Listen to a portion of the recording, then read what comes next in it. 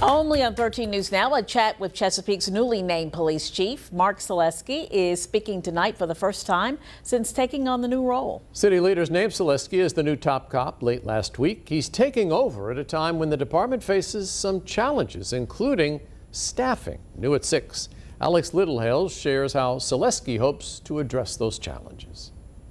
Started the police academy in 1986. I've been in the law enforcement profession since I was 22 years old. Mark Solesky has a new title and new responsibilities as Chesapeake's chief of police after a lifetime of service with the department. In his first interview since officially taking over, Solesky tells 13 News Now that his new role doesn't mean crime will suddenly stop. When there was two people in the world, Adam and Eve, they stole the apple, there was crime. So as long as we have people, we're going to have crime. But it's important for us to do what we can. Here is a snapshot of the city's crime as Solesky takes over as chief. The most frequently recorded offense in Chesapeake this year is larceny at more than 2,500 cases, followed by simple and aggravated assault, burglary, and car thefts. So far this year, there are 15 recorded homicides in the city. These numbers are only a small sample of what officers are tasked with, even when there are less of them.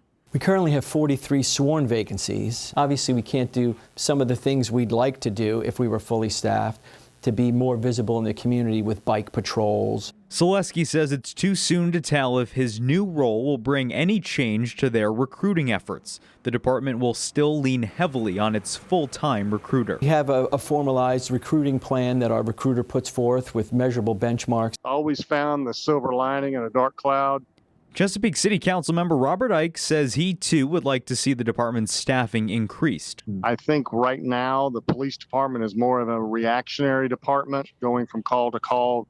But he isn't worried. He graduated alongside Solesky at Police Academy and says the city has the right man to figure it out. In Chesapeake, Alex Littlehales for 13 News Now.